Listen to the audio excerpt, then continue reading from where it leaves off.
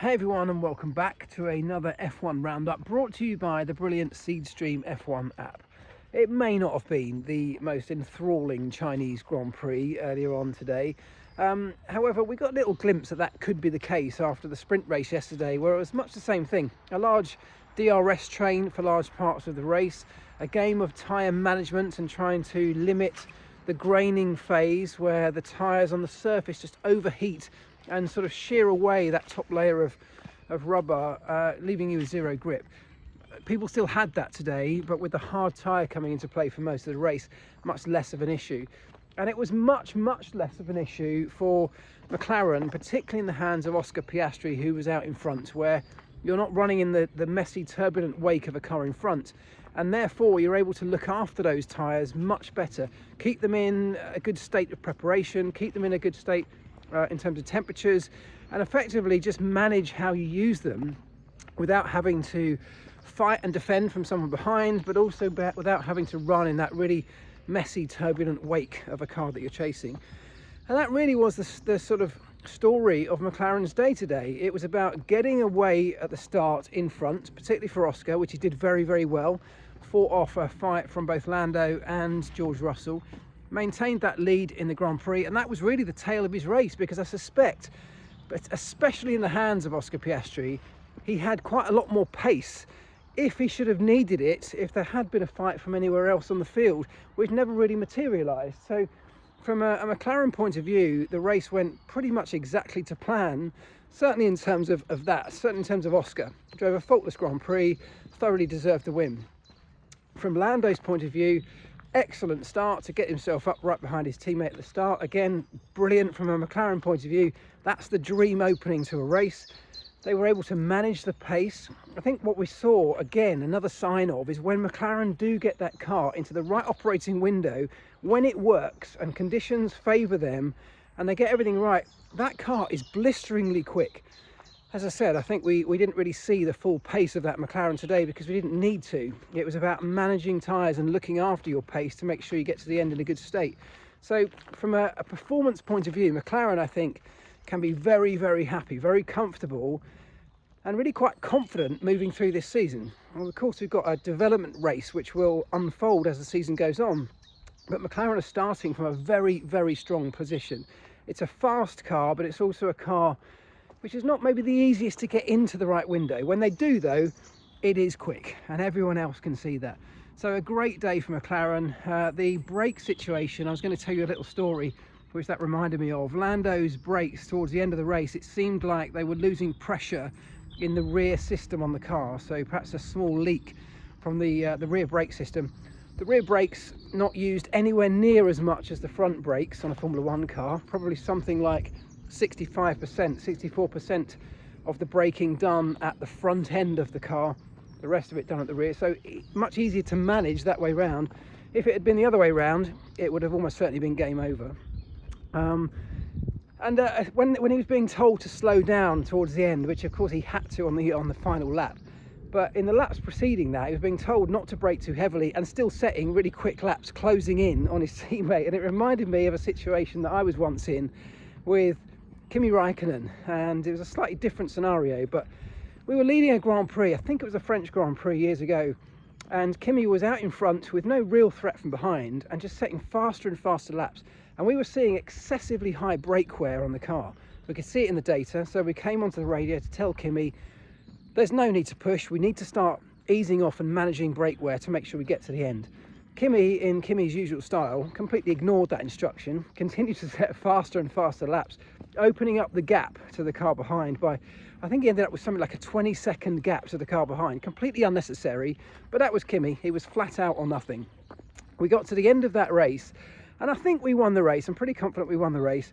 And as I got to meet the car, when it rolled into the pit lane, into Parc Fermé, having come in and Kimi stepped out, waved to the crowd, and as the car rolled to a halt and stopped, the front right brake disc fell out the bottom of the wheel.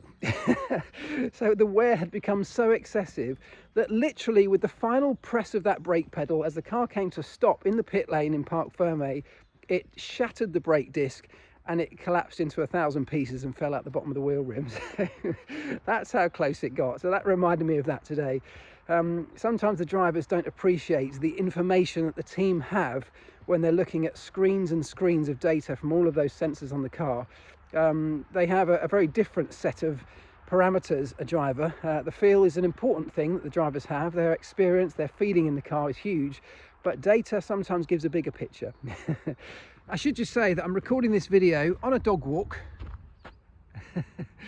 straight after the checkered flag has fallen. So if any results do change, or if any stories become clear that maybe are not apparent at this point, I would suggest that you, if you haven't already, download the free Seedream F1 app. It is an app that some friends and I put together to be the place that I think is the most user-friendly, the best place for all of your F1 content, from news stories to data to social media posts, full articles around the stories as they break. And we're using tools, AI tools, to summarize those articles. So if you haven't got time to go and read a full one-page spread, you can get a very quick summary of what each of those articles says. And I find it a really useful way to scan through and get all the best information from your trusted sources. So keep an eye on that. You might get some more information about the Lando Norris and McLaren rear brake issue. What I've just described is my summarization of what I think it is from hearing the talk on the radio. Max Verstappen had another good race in a car that clearly isn't on a par with the McLarens at the front. But as it is always the case with Max Verstappen, he was pretty much able to maximize the opportunity that he did get. And he drove a solid race, looking after tyres well, had some performance left in the end to start chasing down the cars in front of him and make positions up even in the late stages. So you can never rule out Max Verstappen. And there is an interesting storyline here in that Max Verstappen has no competition from a teammate, and that's maybe another story altogether. Liam Lawson is going to start coming, if he isn't already, under some major pressure, which seems crazy in just your second race for a team. But Red Bull replaced Checo Perez because they have a desperate need to start scoring points with both cars, and yet they haven't managed to do that again. Not only have they not managed to do it, they seem a million miles off it with Lawson. He hasn't managed to get to grips with that car. We should give him time, but I don't think the team will give him very much time, and they will start very quickly to looking into what options they have, whether it's replacing him, bringing other drivers in, moving people around. We know how brutal and cutthroat Red Bull can be, and there's an argument to say, well, they need to be, because this is a big sport that has big prizes on offer, big consequences to not maximising those opportunities. And at the moment, he's so far off the pace, it feels like a giant gap to close. But anyway, coming back to Verstappen, he doesn't have competition from his teammate, and which means that there is no opportunity or no chance that a teammate of Max Verstappen's at the moment is going to take points off him. Now, I don't actually see Max Verstappen at this stage of being a major championship contender, but look, we could have easily said that about McLaren at this stage of the season last year, so things can change.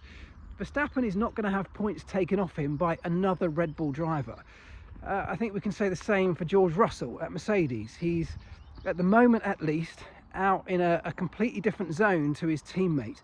So if those two drivers, if we call them number one drivers for the teams, they can score maximum points whenever the opportunities come up, because they'll have the full support of a team behind them, they'll have the full set of opportunities, and the only competition will be from outside the walls of their own garage. At McLaren, that is of course very different. At McLaren, those two drivers, Oscar and Lando, are going to be taking points off each other all the way through the season. Now, from a team perspective, that's absolutely fine. From a Constructors' Championship, you're maximising, like they did today, the points on offer. But from a driver's perspective, they will start hampering each other's progress as the season goes on. And this, as I've said many times before, is when things get tricky. If the season continues in the way that it started, with McLaren being pretty dominant, that is going to be a major issue for McLaren moving forward, managing their drivers, managing the relationships between their drivers, and managing how they go about racing to maximise the points and potentially a championship, should they get any major competition from the likes of Verstappen or Russell or any of the Ferrari drivers who may well come through and start challenging for a world title as this long season unfolds. It's an interesting one to keep an eye on, so keep watching this space. Keep watching the Seedream app, because that's where you'll get all of that breaking news as and when it happens first. Further down the grid, some interesting drives from some of the rookies. Still struggling, I think, a few of them, it's fair to say. It's been a brutal introduction to Formula One for the young crowd that's come in. A great drive from Ollie Bearman. Jack Doohan having another really difficult weekend. He's going to start coming under major pressure very, very quickly if he isn't already. But lots to enjoy about Formula One still. I don't think this weekend is representative of a season we're going to get in terms of the sort of dull and boring race, more than it was circuit specific. The season itself is long, there's a long way to go, and I'm very, very excited about how the whole thing is going to pan out. I want to touch on Ferrari because, well, quickly, George Russell, really solid race from George Russell, another one. They don't have a car quick enough to really match the McLaren, certainly not in race pace, but he's there or thereabouts to pick up the pieces when the opportunity arises, and that's again what he did today. So slightly under the radar, George Russell, but doing a very good job in the opening 2 rounds of this season. Ferrari though, I think Ferrari have a good car fundamentally. We saw it in the sprint in the hands of Lewis yesterday, but that was largely a sign of taking advantage of McLaren having a slightly messy qualifying in the sprint qualifying and not making the most of their opportunities. And once you get to the front, as Lewis managed to do, starting from pole position in the sprint, as we saw today, it's much, much easier to manage the tyres on a very tricky circuit for graining like we have in China. So when they didn't manage to do that for the qualifying for the Grand Prix, they find themselves back in the pack, and as a result of that, you're very much hampered by what you can do from there because of being in amongst a huge number of other cars and the turbulent weight that comes off those, the tyre management that becomes very, very difficult and different to the way it is when you're leading the race. But interestingly, we should talk about that loss of the front wing end plate for Charles Leclerc. First of all, very lucky that both cars were able to continue, because Lewis could have very easily got a puncture and that would have been a disaster for the team. But interestingly, the Ferrari in the hands of Leclerc seemed faster without the end plate than Lewis's car with the end plate. So why?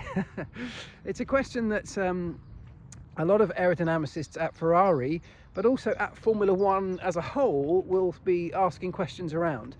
Because if you think about it, of course those bits on a car should all be there to improve its performance, to guide the airflow around that car and where they want it to get to have positive effects in different areas. And so you'd assume that with it missing, it must be worse. But actually I think we got a net gain for the Ferrari today, because the loss of, or the reduction in drag, partly with the end plate missing, partly with the amount of flex that we saw happening with the front wing main plane along the very long straights, dumped so much drag that the overall speed of the car, particularly down those long straights, was greatly improved. And I think in terms of overall net positives in terms of a race scenario, that seemed to help them. It enabled Charles to catch up with Lewis, to stay close, to close down on people in front of him, and just generally be quicker in a straight line. That became a massive help, I suspect. The other side of it is those massive front wing end plates are not something that the teams necessarily would have chosen to have on their car.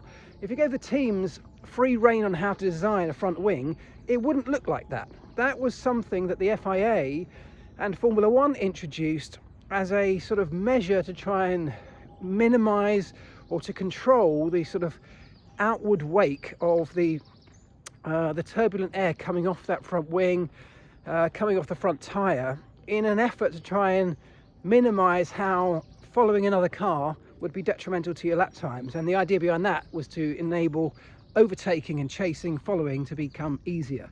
So the point is that the teams wouldn't really design a front wing end plate like that. Effectively, it's not the most efficient way to design a front wing. So with it gone, it seems like they may well have just unlocked something in terms of, as I said, an overall net positive, net gain, in terms of how efficient the car was on a very fast circuit like China. So that's one that will be of interest to a number of different people. It was certainly of interest to me, because I was surprised to some extent the FIA race control didn't decide they wanted that car in to change that front wing, with the amount of flex it had on the front wing main plane, almost touching the floor at times when it was under load. That's not because the front wing end plate had been missing. It must be because the front wing itself had some damage from the contact and was meaning that it became more flexible than it otherwise would have been when it was in full tax. Well done to McLaren if you're a McLaren fan. You had a great weekend this weekend. Well done to Lewis Hamilton for scoring a win, his first win in the Ferrari in the sprint yesterday. And I look forward to the Japanese Grand Prix in a couple of weeks' time. One of my favourite races of the year. See you soon. Ta-da.